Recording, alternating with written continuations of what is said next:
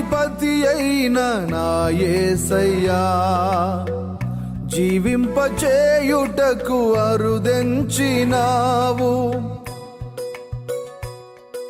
క్రీస్తునందు ప్రియమైన దైవ జనాంగమా, మీకందరికీ ఉదయకాలపు శుభములు తెలియచేస్తూ ఉన్నాను. ప్రతి ఉదయం ప్రభువుతో సహవాసం అనే కార్యక్రమానికి మిమ్మును ప్రేమతో ఆహ్వానిస్తూ ఉన్నాను. రండి, మరలా ఈ ఉదయకాలం కూడా దేవుని యొక్క వాక్యాన్ని మనం ధ్యానం చేద్దాం. ఉదయాన్నే లేచి ప్రార్థించుకున్నారా? ఈ దినం కొరకు సంఖ్యాకాండం 6వ అధ్యాయము 22 నుంచి 26 వరకు చదువుతున్నాను, వినండి. యెహోవా మోషేకు ఇలాగు సెలవిచ్చెను, నీవు ఆరోనుతోనూ అతని కుమారులతోనూ ఇలాగనుము, మీరు ఇశ్రాయేలీయులను ఇలాగు దీవింపవలెను. యెహోవా నిన్ను ఆశీర్వదించి నిన్ను కాపాడును గాక. యెహోవా నీకు తన సన్నిధి ప్రకాశింపజేసి నిన్ను కరుణించును గాక. యెహోవా నీ మీద తన సన్నిధి కాంతి ఉదయింపజేసి నీకు సమాధానము కలుగజేయును గాక. అట్లు వారు ఇశ్రాయేలీయుల మీద నా నామమును ఉచ్చరించుట వలన నేను వారిని ఆశీర్వదించెదను. ఇక్కడ దేవుడు మోషేతో చెబుతూ ఆరోనుతోనూ ఆరోను కుమారులతోనూ ఇలాగ చెప్పు అని చెప్పిన ఈ యొక్క ఆశీర్వాదంని అహరోను ఆశీర్వాదం అని అంటారు. అహరోను ఆ యొక్క మరి ఇజ్రాయేలీలను దీవించినప్పుడు 3 విషయాలు చెప్పి దీవించాడు. ఒకటి, నిన్ను ఆశీర్వదించి కాపాడుతానని చెప్పాడు మొట్టమొదటి మాటలో. రెండవ మాటలో నీ మీద తన సన్నిధి కాంతి ఉదయింపజేసి సమాధానం కలుగజేస్తాను అని చెప్పాడు.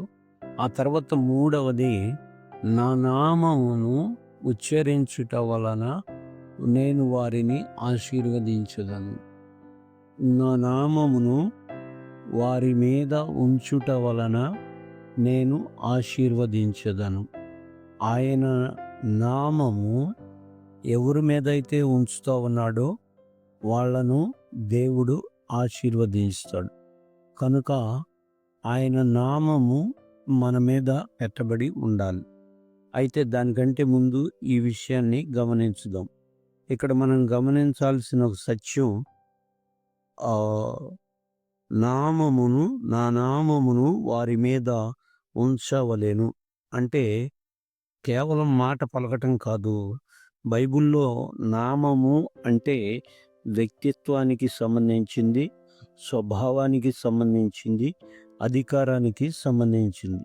ఒక సొత్తు మీద యజమాని పేరు ముద్ర వేసినట్టుగా దేవుడు తన ప్రజల మీద తన యొక్క పేరును ముద్రిస్తూ ఉన్నాడు.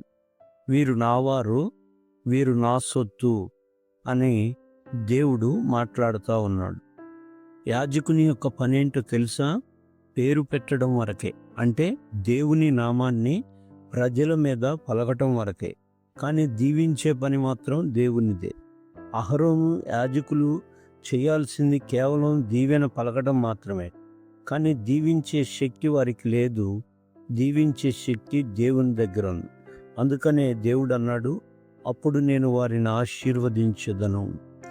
దీవెనను సఫలం చేసేది దేవుడే. యాజకుడు ఒక పాత్ర మాత్రమే. పాత నిబంధనలో ఇజ్రాయేలు ప్రజల మీద దేవుని నామం ఉంచబడినట్లుగా క్రొత్త నిబంధనలో సంఘం మీద యేసుక్రీస్తు నామం ఉంచబడింది. అందుకనే బాప్తిస్వం ద్వారా, విశ్వాసం ద్వారా ఆయన నామము మన మీద ఉంచబడింది.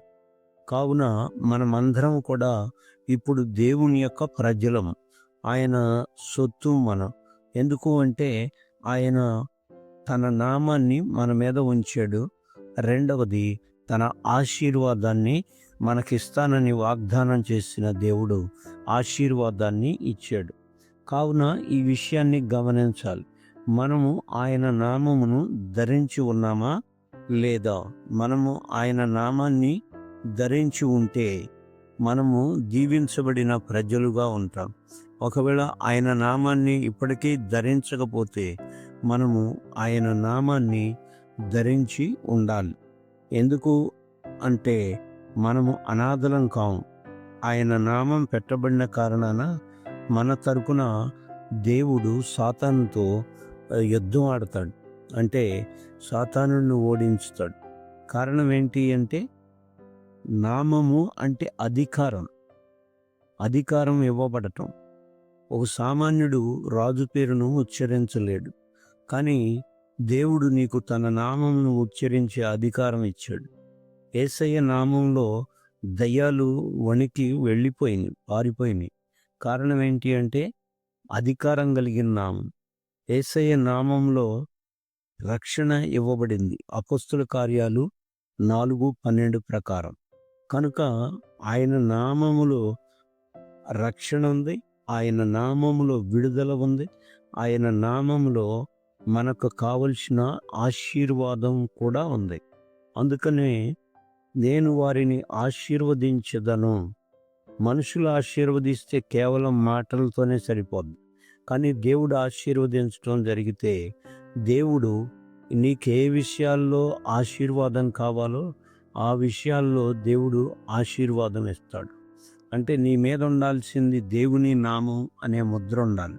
లోకం ముద్ర ఉండకూడదు, శత్రువుల ముద్ర ఉండకూడదు. దేవుని నామము అనే ముద్ర ఉండటం ద్వారా నీకు ఆశీర్వాదం ఉంటుంది, నీకు కాపుదల ఉంటుంది, నీకు సమాధానం ఉంటుంది. ప్రియమైన దేవుని బిడ్డ, నీవు ఈరోజు దేవుని నామాన్ని ధరించి ఉన్నట్లయితే కనుక దేవుడు నిన్ను పరిపూర్ణంగా ఆశీర్వదించటానికి, సమాధానంతో నింపటానికి ఆయన ఇష్టపడుతూ ఉన్నాడు. ఈ యొక్క అహరోను అతని కుమారులు ఇజ్రాయేలీయుల్ని దీవించినప్పుడు ఈ 3 విషయాలు చెప్పడం జరిగింది. ఆయన సన్నిధిని మన మీద ప్రకాశింపజేస్తాడు. పాత నిబంధనలో ఇజ్రాయేలీయుల మీద ఆయన సన్నిధిని ప్రకాశింపజేశాడు. క్రొత్త నిబంధనలో యేసుక్రీస్తు ప్రభువుల వారు ఆయన సన్నిధిని క్రొత్త నిబంధన సంఘం మీద ఆయన ఉంచాడు. అంతేకాదు ఆయన తన సన్నిధి కాంతి ఆ యొక్క ఇజ్రాయేలు ప్రజలకు పగలు మేఘస్తంభంలో, రాత్రి అగ్నిస్తంభంలో ఆయన ఉంచి నడిపించి ఆ విధంగా తన యొక్క ముద్రను వారి మీద ఉంచాడు. క్రొత్త నిబంధనలో ఆయన లోకానికి వెలుగై ఉన్నాడు. ఆ వెలుగులోనే మనం నడుస్తూ ఉన్నాం. అంతేకాదు 3వ మాటకు వచ్చేసరికి సమాధానం కలుగజేయును అని రాయబడు. ఆయన సన్నిధి మనతో ఉన్నప్పుడు ఆయన సమాధానం మనతో ఉంటాడు. అంతేకాదు ఆయన పేరు మనకు పెట్టబడింది కనుక మనం ఇప్పుడు మన సొత్తు కాదు, మనం ఆయన సొత్తుగా మార్చబడ్డాం. అందుకే కొరింథీ పత్రికలో మీరు మీ సొత్తు కారు, విలువ పెట్టి కొనబడిన వారు అని రాయబడి ఉంది. యేసయ్య సిలువలో కార్చిన రక్తం ద్వారా మనల్ని సాతాను వద్ద నుండి కొన్నాడు. ఆయన కొన్న ఆయన పేరు మనకు పెట్టాడు. ఆయన పేరు మనకు పెడతమే కాదు, ఆయన సన్నిధి కాంతి మన మీద ఉంచాడు. అంతేకాదు ఆయన సమాధానాన్ని మనకిచ్చాడు. అంతేకాదు ఆయన ఆశీర్వదించాడు. ఇవన్నీ కూడా నామము వలననే జరిగినాయి. కనుక యేసయ్య నామములోనే అద్భుతాలు శరీరధారిగా ఉన్నప్పుడు ఆయన భూలోకంలో చేశాడు. ఇప్పుడు ఆయన నిరంతరము జీవించుచున్న దేవుడు గనుక ఏ సమయంలోనైనా యేసయ్య నామమును ఉచ్చరింపగలిగితే ఆ నామము ఎవరి మీదైతే పెట్టబడుతుందో వాళ్ళు ఖచ్చితంగా రెండవదిగా ఆశీర్వాదాన్ని పొందుకుంటారు. కనుక మన మీద పెట్టబడింది యేసయ్య నామం, మనము ఆశీర్వదింపబడిన జనాంగం. కనుక యేసయ్య నామం ధరించిన నీవు లోకం ముద్ర నీ మీద లేదు, లేకపోతే సాతాను ముద్ర నీ మీద లేదు, శత్రువు ముద్ర నీ మీద లేదు. నీ మీద యేసయ్య ముద్ర మాత్రమే ఉంది. దానికి లోబడి నేను జీవించగలిగితే దేవుడు దీవించుతాడు. దేవుడి మాటలు తన వినికిడిలో దీవించును గాక. ఆమేన్.